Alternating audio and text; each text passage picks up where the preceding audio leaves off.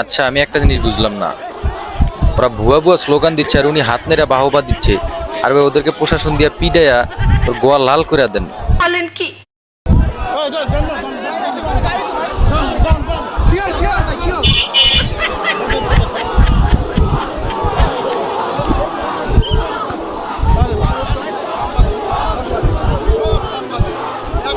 আস্তে আস্তে আস্তে আস্তে। আল্লাহ তোমার কাছে বিচার দিল।